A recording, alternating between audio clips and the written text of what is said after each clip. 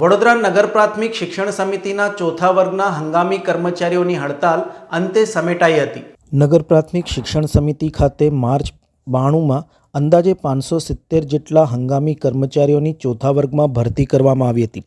હાલ માત્ર 115 હંગામી કર્મચારીઓ ફરજ બજાવી રહ્યા છે। અન્ય કર્મચારીઓ કાં તો વય નિવૃત્ત થઈ ગયા છે અથવા તો શ્રીજી શરણ થઈ ગયા છે।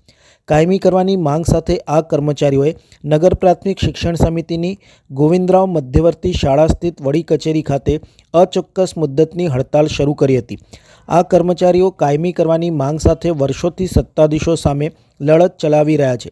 સત્તાધીશોના વલણ સામે લડી લેવાના નિર્ધાર સાથે હંગામી કર્મચારીઓએ વધુ એકવાર અચોક્કસ મુદ્દતની હડતાલનું રણશીંગું ફૂંક્યું હતું।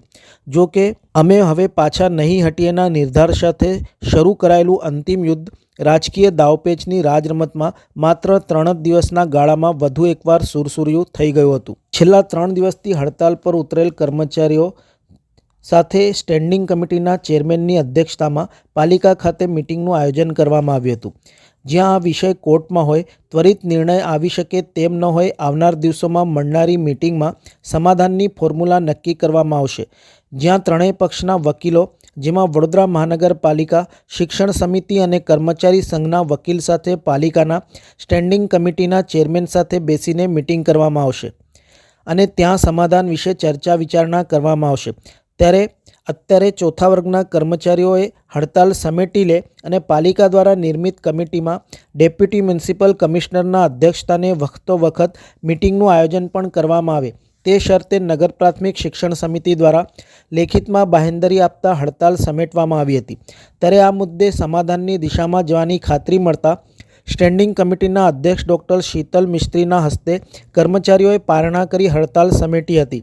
અત્રે ઉલ્લેખનીય છે કે અગાઉ પણ કર્મચારીઓ દ્વારા હડતાલને રસ્તો અપનાવ્યો હતો, પરંતુ તે વખતે પણ કર્મચારીઓને આશ્વાસન આપી અને હડતાલ સમેટી લેવા મજબૂર કર્યા હતા। ત્યારે આ વખતે પણ સમાધાનનો રસ્તો બતાવી આશ્વાસન આપી હડતાલ સમેટાઈ છે। ત્યારે ફરી એકવાર કર્મચારીઓના પ્રશ્નોનું નિરાકરણ ભવિષ્યમાં આવે છે કે કેમ તે હવે જોવું રહ્યું। આપ સૌ જાણો છો એ મુજબ છેલ્લા 3 દિવસથી અમારી જે માંગણી છે કાયમી કરવાની એને લઈને અમે અચોક્કસ મુદ્દતની હડતાલ પર બેસેલા હતા।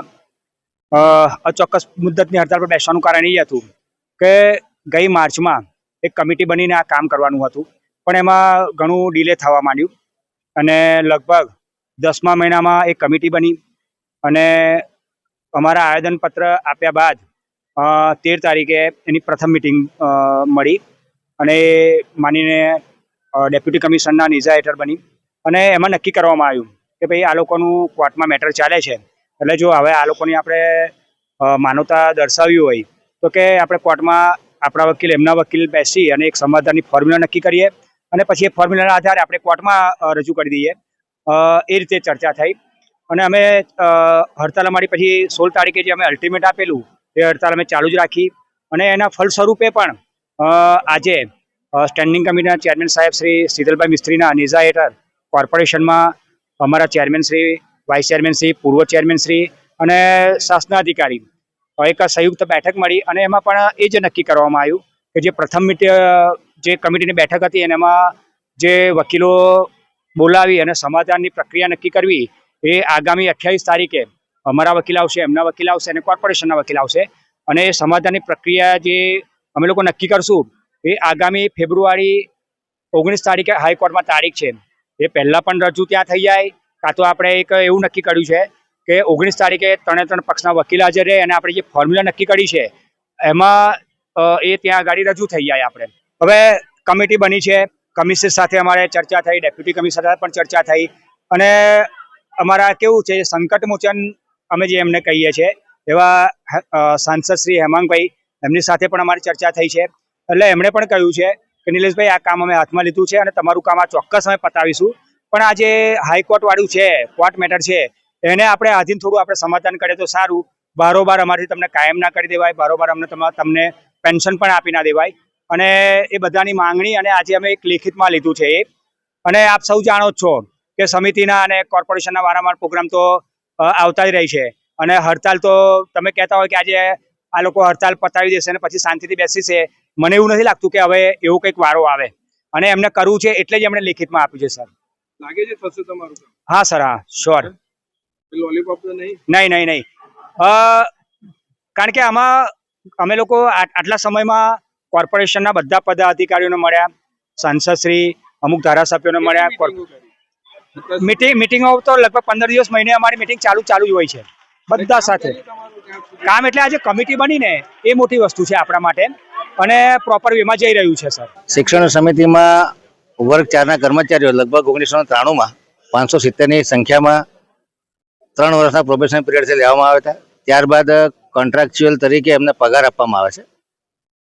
એમને કાયમી કર્મચારીઓને મળતા લાભોથી વંચિત હોવાથી આ કર્મચારીઓ લેબર કોર્ટમાં ગયા. લેબર કોર્ટનું ડિસિઝન એમની ફેવરમાં આવતા ત્યારબાદ શાસન અધિકારી, કોર્પોરેશન અને કર્મચારીઓ બધા જ અપીલમાં હાઈકોર્ટમાં ગયા છે. અત્યારે મેટર સબ જ્યુડિસ છે.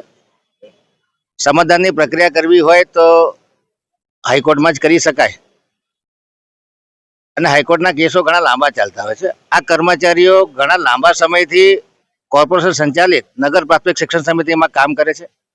અમારા સ્વજન જેવા છે, જેમને કોર્પોરેશનની જે નાગરિક પ્રાથમિક નગર શાળાઓ છે એમના માટે લાગણી હોય, સ્વાભાવિક છે. અમારા પોતાના કર્મચારીઓ છે, અમારા પોતાના સ્વજનો છે, ત્યારે એ લોકો પોતાની કાયમી થવાની માંગણીના લીધે ભૂખ હડતાળ પર ઉતર્યા હતા. સમાચાર પત્રોના માધ્યમથી, મીડિયાના માધ્યમથી મને ખબર પડી, એટલે આજે મેં એ લોકોને બોલાવી અને મિટિંગ કરી. કમિશનર સાહેબ સાથે ચર્ચા વિચારણા કરી, વકીલો સાથે પણ ચર્ચા વિચારણા કરી છે. લગભગ માર્ચ મહિનામાં, ગયા વર્ષના માર્ચ મહિનામાં આ પ્રક્રિયા અમે આરંભ કરી હતી, પરંતુ ત્યારબાદ પૂરની પરિસ્થિતિને લીધે કમિટીના ગઠનમાં થોડું ડિલે થયું હતું, કારણ કે આ વખતે પૂરની પરિસ્થિતિ પણ થોડી ગંભીર પ્રકારની, 4 મહિના એમાં વ્યસ્ત હતા. એની 1-2 મિટિંગ થઈ છે.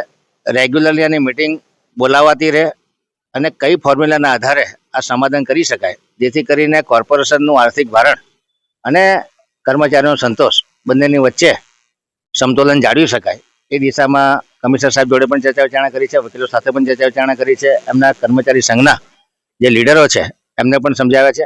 આજે આ કર્મચારીઓ ભૂખ હડતાળ પર બેઠા હતા, એમને માટે સંવેદના અને પોતાના આપ્તજનો જ્યારે પોતાની જાતને વ્યથા આપતા હોય ત્યારે એક લાગણીની રીતે હું અહીંયા આવી અને એમને પારણા કરાવી અને એમને સમજાવ્યા છે કે આ પ્રક્રિયા રેગ્યુલર ચાલશે અને કોઈ એમિકેબલ સોલ્યુશન આવે એ દિશામાં કોર્પોરેશન પ્રામાણિક પ્રયત્ન કરશે. મેં કીધું એમ કે મિટિંગો થશે, એમાં કઈ કઈ ફોર્મ્યુલા છે બંને પક્ષે વાટાઘાટો કર્યા પછી એક કોમન મિનિમમ વસ્તુ નક્કી થાય, ત્યારબાદ એનું નિરાકરણ આવી શકશે.